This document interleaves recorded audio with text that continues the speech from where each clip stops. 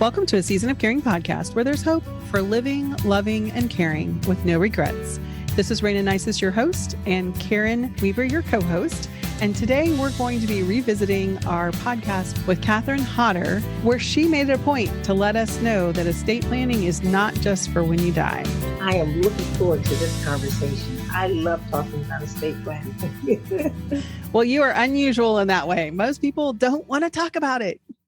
Well, that's true. It's hard to get people to talk about it, especially when we get to that season in life where it is so important to start having those conversations in order to prepare yourself and to prepare your loved ones. I can see how the conversation can be very helpful to anyone who's a caregiver because it's something that has to be addressed sooner or later. Yeah. Yeah. If we don't talk about it, then we're just walking in the dark. Right.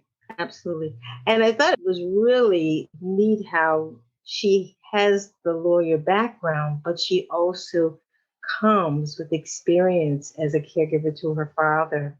And so she has a true understanding of how her expertise can really support caregivers. And I just thought that was pretty nice. And I love the conversation about the sandwich generation. Can so relate to that. And I know she was talking about the adult children taking care of their children and parents, but I was thinking, especially in the African American community, we have a lot of adults who are taking care of their grandchildren. Mm. So it really has become a huge piece, the identity of our community for sure.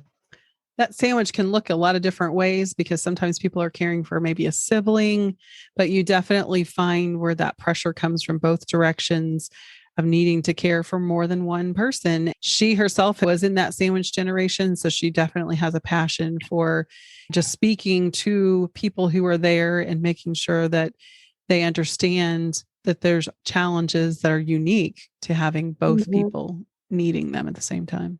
Absolutely. And as you mentioned in your interview with her, that many people just get so overwhelmed just thinking about the topic. I mean, there's so much to do as a caregiver, and you actually want me to do some planning and put some legal documents in place for the future with regard to what might happen. I mean, it's a lot to think about. It really is a lot to think about. But I think the advice from her was right on target, that it really serves you well if you get your own house in order. Because if you get your own house in order, then you're able to relate to someone else and have the conversation based on what you've actually done yourself. So you're not just telling someone this is what you should do. You're actually coming from a posture of this is what I've done. What are you thinking about in terms of your own situation? It always helps to be able to walk it first. First of all, you know what questions to ask when you've been through it yourself. And then also it does just make a more natural, easy conversation with your loved one to be able to say, this is what I did, and be able to know a little bit more so that you can help them. It is confusing. It is difficult to know who to talk to. And each person, like doctors, oftentimes lawyers all have their own opinion about how to go about it and what things are more important than others. So I think it is helpful just to have a firsthand knowledge. Yeah, absolutely. And when she was talking about the power of attorney, it made me think back to when my dad first started showing signs of memory loss.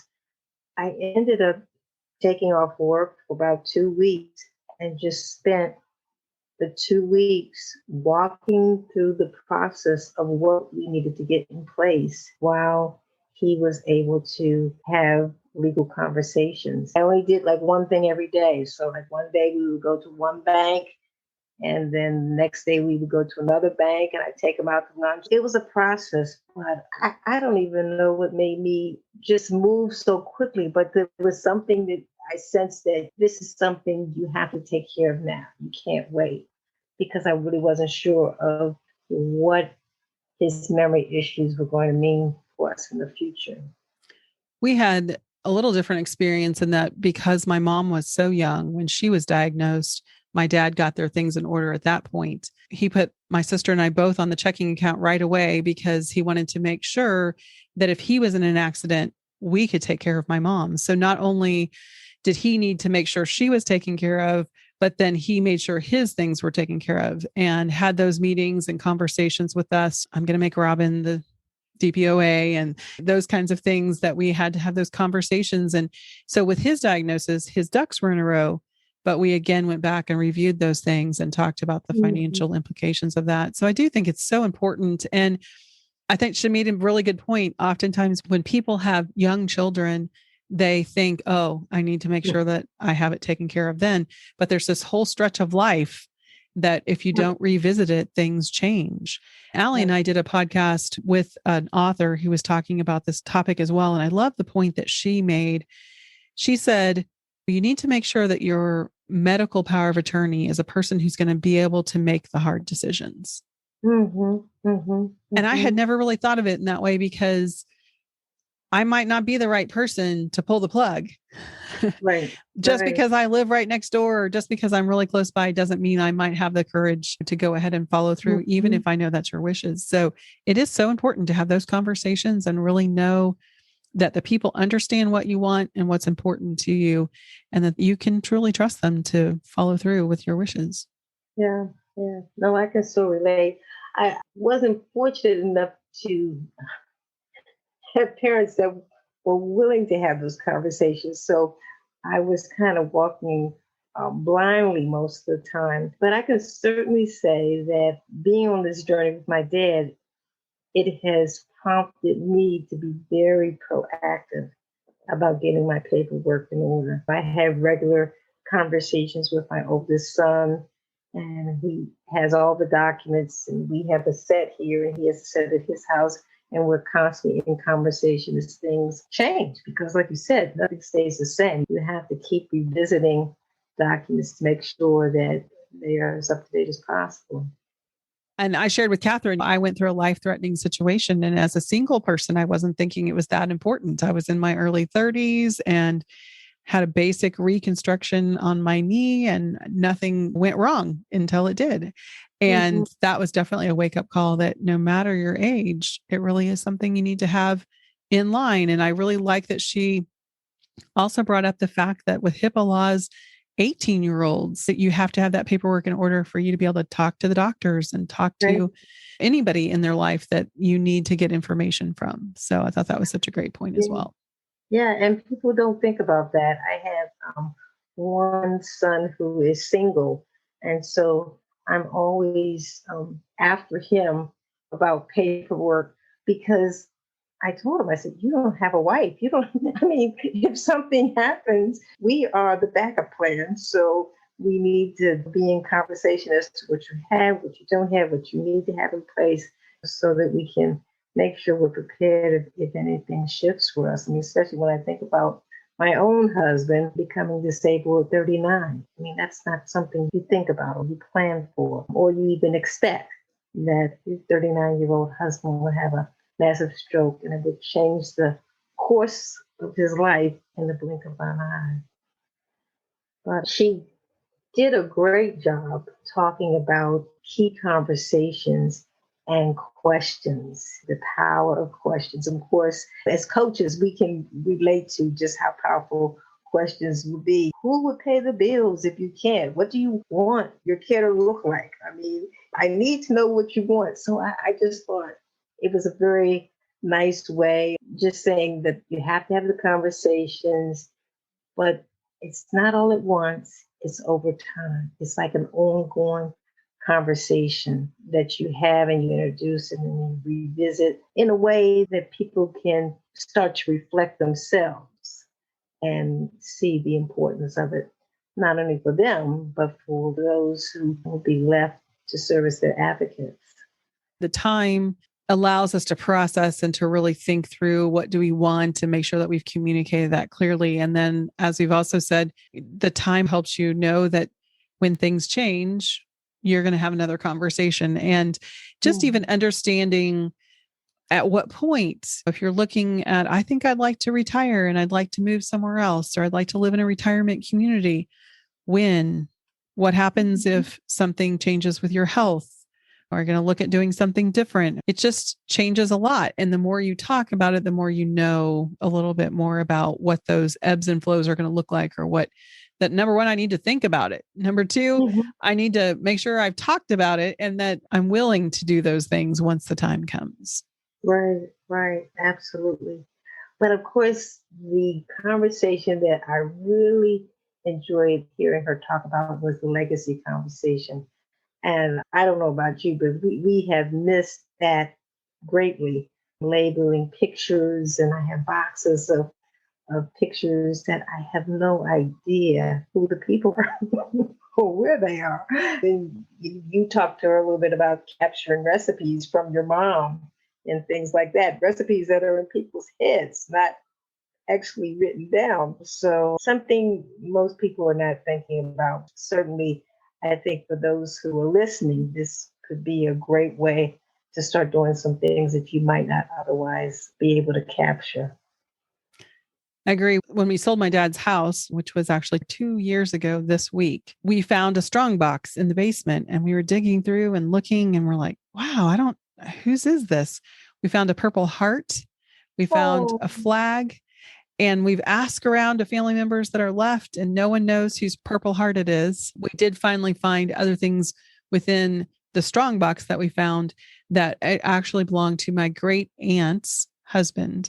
A lot of letters to her and their mm, items that she's been gone for quite a while now. So dad had helped clean out her house. And so her things were there, but we never did figure out, as far as we know, he never had a Purple Heart. So we don't know if it's someone else from her family or his mhm. family, or we don't know where the Purple Heart came from. It is sad. Time, it just goes. It goes so quickly when we aren't paying attention and so slow when we're trying to, right? So, Absolutely. I can agree with that. I can absolutely agree with that. I was very appreciative of the fact that she took the time to just talk about the reality check. That sometimes our parents or we may have wishes or desires, but what is the reality when looking at the finances of the family? It may not always match up with what one desires. That is something to really take into consideration and really be open and honest about how to make these things happen. Because sometimes you really can't make them happen. for sure. Just exploring your options. I have friends that are concerned about their parents and knowing that their aging's coming, but they haven't started making any phone calls to figure out exactly how much is that place that's just down the road that I'm thinking would be a great place to put them. And I always encourage, go ahead and just call. You never know. You just need to find out, at least today, that's what the price will be. And what benefits do they have? Do you know what benefits they have? Making sure that you understand, if they're a veteran, what the VA benefits look like, what they will cover as far as locations. My dad was a veteran, but the closest facility was 45 minutes away. So just knowing your options really can make a big difference. I think it also is very important to communicate those things to your loved one. If they can't get out and see what the places are like, or they can still look at pictures and understand prices and understand, that it's not that you're being mean, but the finances aren't there to do what they're asking. Same thing for in-home care. A lot of people ask to stay at home, and that's a great request, but in-home care is not cheap. And so understanding what that looks like to do 24/7 in-home care, or whatever it is they're going to need eventually, has to look a little different if you don't have the finances. Yeah, absolutely. And I thought it was nice how she mentioned that sometimes people don't know what they want, but they may know what they don't want. And I think that is helpful in itself because it's true. And many people have not really thought it through, but they probably can tell you exactly what they don't want to happen or what they don't want when they get of age and are unable to just navigate the house and meals and things by themselves. And of course, that little note about this is not a time to talk about who's going to get the china. I can really relate to that because I'm going to tell you, I remember those conversations at my grandparents' house, worried about who was going to get the little cup or the little whatever, the brush or the whatever after my grandmother transitioned. And it was a big deal. So certainly that was not a conversation that you want to have in the midst of trying to get some paperwork in place for their care. Yeah. So you have your estate and that's part of your estate. So it does need to be a conversation, especially I think it's important if there's something that you would like to have, that you have that conversation early on so that it can be something that they consider and that you talk to other family members about, because the last thing you want is for it to be something that people fight over, which so many times it is. But it has to be a separate conversation because taking care of medical needs and having finances to take care of them while they're still here has to be a priority. So getting in the midst of an argument over the china is not going to be helpful. So save that for another time. But I say have the conversations because they're so important. Oh, they are. It does matter. Some people are more sentimental about those things and it makes a difference to them. So I've often said, I want to be able to give things away while it's still my choice. Yes. So I would like to be able to say to my granddaughter, if you really like this, take it. Yep. That's where I am. And my husband doesn't agree with me because I'm the kind of person, if somebody comes and they say they like something, I will take it off the wall and I will hand it to them. And I will say, go forth and do great things. And he's like, we're not finished with that yet. I'm like, it's fine. This person really wants it. And it's nice to be able to give somebody something that you know somebody has it that really wants it and appreciates the value of it. So, and of course, the idea of making a binder was definitely one of the highlights of her talk. And I thought it was great that she actually had a website where people could get forms and things to actually start to put together that binder. I once saw a story about a man whose father had passed and his father had left him the binder. The binder had a letter and the binder had everything in it he needed. And how he talked about it was like the greatest gift his father could have ever left him when he transitioned. Yeah, I think it's so important to have it in one place. Life gets crazy. And again, as we said, time passes. And sometimes we get new life insurance or we get new policies of some type, make new purchases, and we don't always remember to update where it is located. So make sure it's in one location and easily accessible. Making sure that if you have a safe, that someone knows the combination so that they're able to access that information as they need to, and that it is in a safe place. We've lived through a house fire, so we know that you can lose things. Yeah. So you said you have one for your son and one at your home. At least make sure that you've done that so that people have access to it in case there's a flood or a fire or something like that. Right. Absolutely. Yeah. So great conversation. Definitely, you can visit Catherine's website to check out those forms she has available at www.hodderinc.com. And also her book has lots of great information as well. So just like to encourage you as you're thinking through these things, if you need some conversation starters, more information in her book with lots of ideas for you to follow through with getting your estate in order, both for you and for the person that you're caring for. Thank you for joining us today on a Season of Caring podcast. This podcast is created for the encouragement of family caregivers. If you have medical, financial, or legal questions, please contact your local professionals and take heart in your season of caring.